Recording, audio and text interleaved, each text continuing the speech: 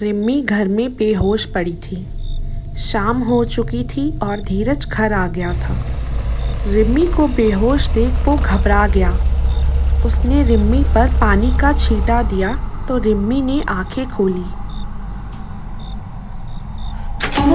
वो थी यहाँ, मैंने देखा उसे। वो यही थी, अचानक गायब हो गई। कौन?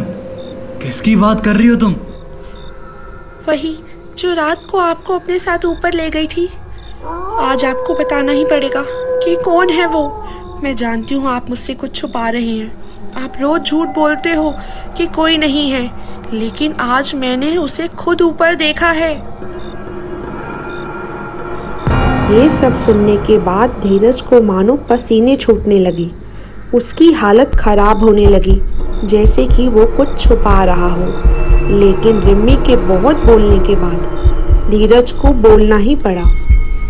मैं यही नहीं चाहता था कि तुम्हें कभी भी उसके बारे में कुछ भी पता चले या तुम उसे कभी देखो। लेकिन अब जब वो तुम्हारे सामने आ गई है तो मैं सब बताता हूँ।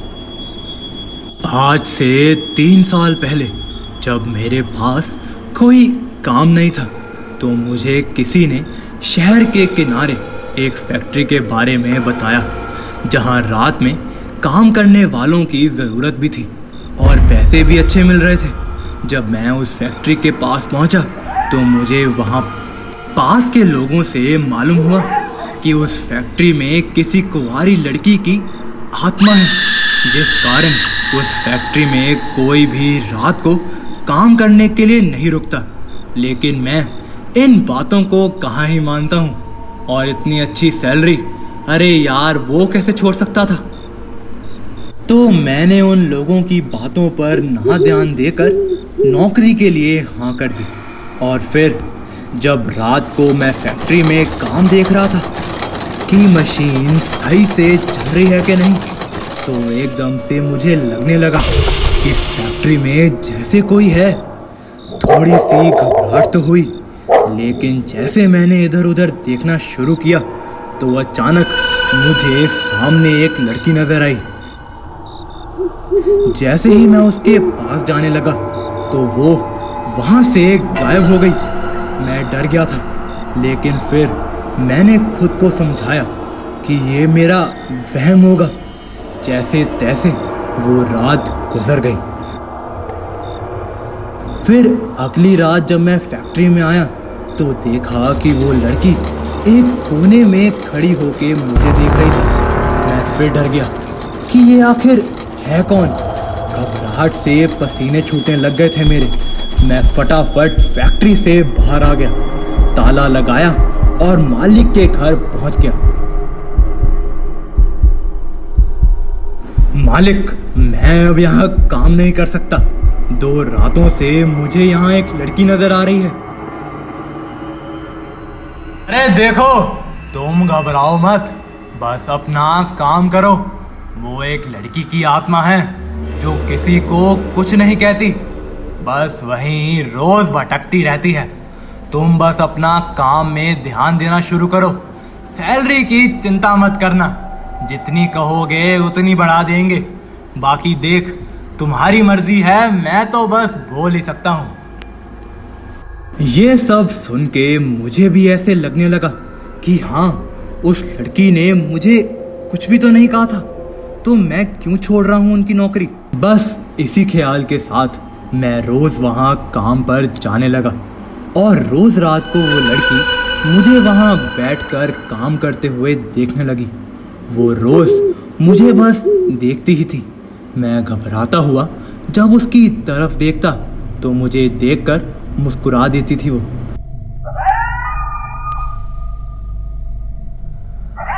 लेकिन मुझे अभी भी उससे डर लगता था।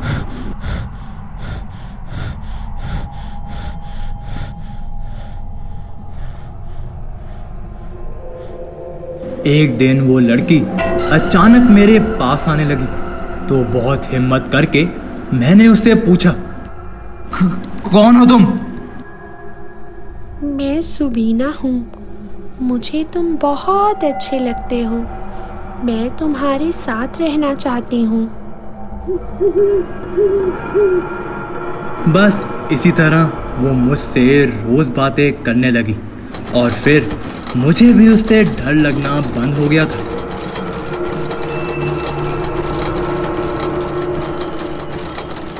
जब उसने मुझे बताया कि इसी फैक्ट्री में एक बच्चे की जान बचाते हुए उसकी जान चली गई थी,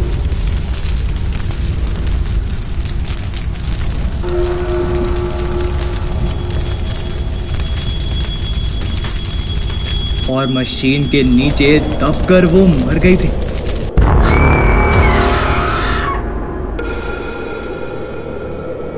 तब से वो यहीं अकेली भटक रही है। ये सुन मुझे बहुत तरस आने लगा। धीरज की बातें सुन रिम्मी डर गई थी और उनकी ये सब बातें वो लड़की की आत्मा ने सुन ली थी। सुनो, हम यहाँ से कहीं दूर चले जाएंगे, बहुत दूर, जहाँ वो कभी नहीं आ पाएगी। रिम्मी ये सब बोल ही रही थी कि अचानक वो लड़की की आत्मा ने विकराल रूप ले लिया और रिम्मी पर हमला कर दिया। रिम्मी के मुंह को नोच उसने ज़मीन पर गिरा डाला। धीरज को कुछ समझ नहीं आ रहा था क्योंकि उस लड़की का ऐसा रूप उसने पहली बार देखा था। अब वो भी डर चुका था, लेकिन वो चुड़ैल रिम्मी को अभी भी नोच रही थी। धीरज ने रिम्मी को बचाने के लिए उस आत्मा को रोका और उसके साथ चल पड़ा। सुनसान रास्ते पर उस लड़की के साथ चलते धीरज को बस रिम्मी का ही ख्याल आ रहा था। उसने उस लड़की को कहा, तुम्हें मैं चाहिए हूं ना? ठीक है, उसके लिए मुझे मरना होगा क्योंकि मैं रिम्मी से प्यार करता हूं और उसके बच्चे के लिए तुम्हारे साथ चलने को तैयार हूं। चलो, मैं इस खाई से कूद रहा हूं। इतना कहते ही धीरज खाई से कूद गया और वो आत्मा शांत हो गई।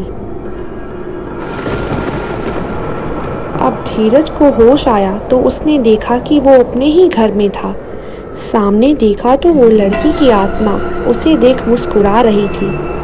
मुझे पता चल गया, तुम मुझसे प्यार नहीं करते।